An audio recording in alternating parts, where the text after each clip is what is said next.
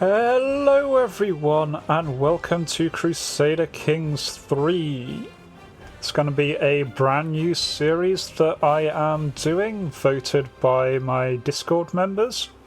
And I'm going to be trying a different kind of approach, a different format to this. And so you'll see what that is when we get in.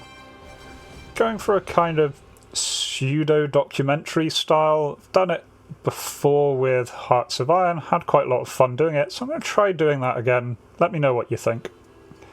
Either way, without further ado, let's jump into a brand new campaign. Welcome to the story of the Jebus family. Our story begins in 1066 in southern Italy with Duke Dr. Jebus of Apula. Dr. Jebus was a Norman adventurer who managed to get the Duchy of Apula after a series of wars and siding with the Pope. Staunch Catholic, he aimed primarily to secure his area in Apula, as well as pushing down south and taking Sicily, with his grand dream of someday either he or one of his descendants becoming king of Sicily. And Dr. Jebus was known as a brilliant strategist and was quite gregarious, able to keep his vassals in line and on his side. He's also known for being intelligent. However, he found himself with only a moderate ability in arms himself. He was better at directing troops than leading them on the front line. And at the age of 25, he found himself unmarried with no heirs, and so set about his first steps in rebuilding his kingdom. He had to secure himself a wife and secure his dynasty's line. Realizing that his entire family lay with him, he knew that his poor ability to defend himself in combat was putting him at risk. And so he decided to dedicate his spare time to following the path of chivalry, increasing his ability with the sword, as well as with the ideal to become a fine example of the newly emerging class of knights. And so he very quickly became a stalwart leader, focusing on chivalry and never backing down from a fight. And to make up for his own lack of stewardship and intrigue ability, he chose for his wife 19-year-old beautiful Claudia. She was lowborn, but he felt that she would be a great asset to the realm. As merely a duke, he did not have the money for a grand wedding, so sent ahead a proposal for a simple, regular wedding.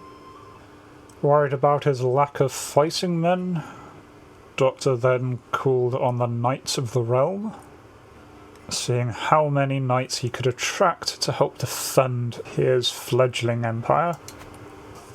Not long after he sent out the marriage invitation, Claudia accepted. Now all that waited was the production of an heir. And by March 1067, Claudia had become pregnant. And come the 6th of November, a son was born, setting a new precedence to name children after whichever of his close personal advisors, Discord members, he happened to have recently spoke to. Doctor named his first child Krisky. However, all was not well, and immediately it was noticed that Krisky was a sickly child, constantly crying and not gaining weight. Immediately, Doctor set about the search for a physician. Willing to pay any amount to save his son, Jebus hired the well-skilled Mabal. Further fearing for his realm, Doctor formed a local household guard, adding 4 more knights to his retinue.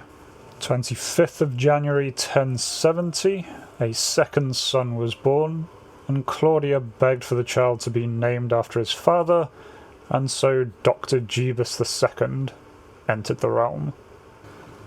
Taking a break from his concerns, Doctor journeyed to the realm of his vassal Count Eldobard for a joyful hunt. They didn't manage to capture anything during this expedition, but from then on, Doctor was known as a hunter. Upon returning with his coffers filled through monthly tax, Doctor was able to formally declare the start of the Duchy of Calabria, a realm he already owned, now formalised as completely belonging to him. The young Kriski managed to survive to being 3 despite being sickly, where he proved himself to be a rowdy youth. And finally he outgrew his earlier sickness and started growing strong, running with the other children. In July of 1075, Doctor was nearly thrown by his horse, but managed to bring it under control. Forming a bond with the horse, he decided to take it as his personal warhorse, naming it Bucephalus, after Alexander the Great's horse. In late 1076, Doctor became known far and wide for being gallant.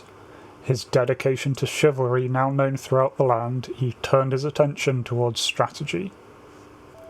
In 1082, while Doctor was trying to gather enough funds to declare himself king, the local peasantry became angry with his constant taxes and demand that they pay less. Unwilling to let such an affront to his power go unchallenged, he told them to serve their lord and prepared his armies. It's then on the field of Risano that the battle was joined, Doctor himself leading the army of 1,100 men against a little over quarter of their number of peasants.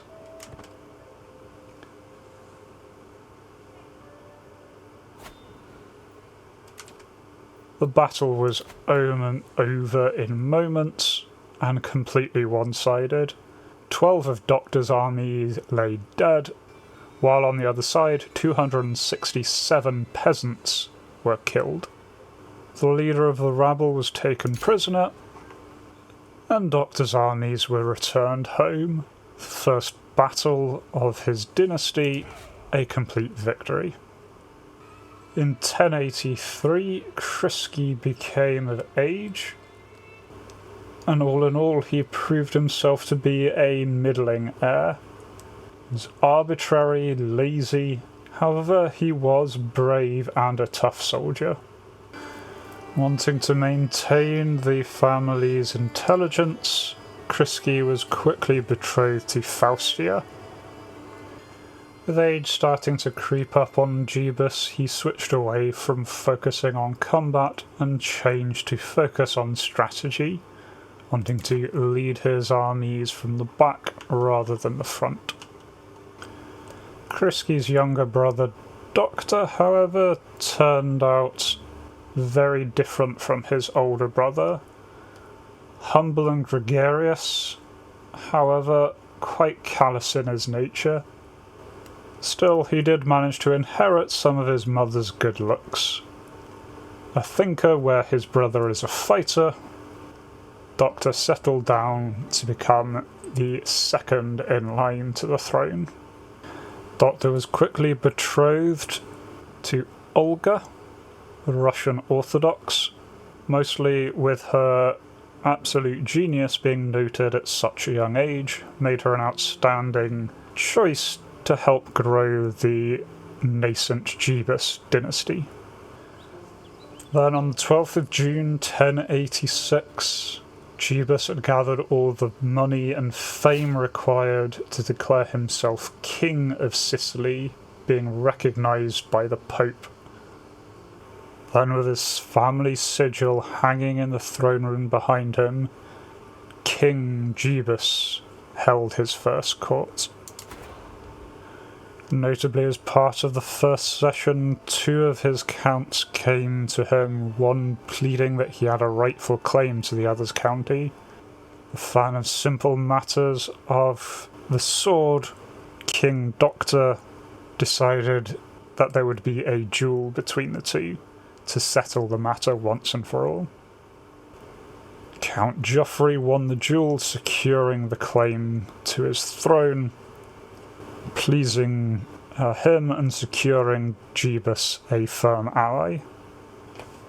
And so at the age of 45, King Doctor of Sicily had fulfilled his life's ambitions, but still much lay before him. Although titular King of Sicily, much remained out of his control.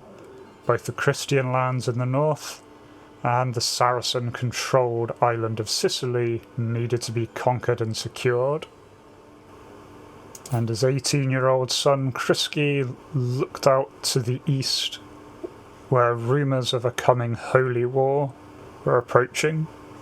But that is a story for next time. And so next time we will continue the story of the Jebus family.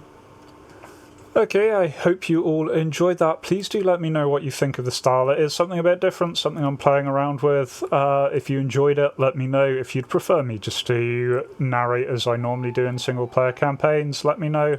Just having a little bit of fun here. Otherwise, I hope to catch you in the next video. Until then, remember to be kind to yourselves and everyone else. Cheers. For a loss of all 267 pebbles. 260, while on the other side 267 while on the other side 267 peasants were killed.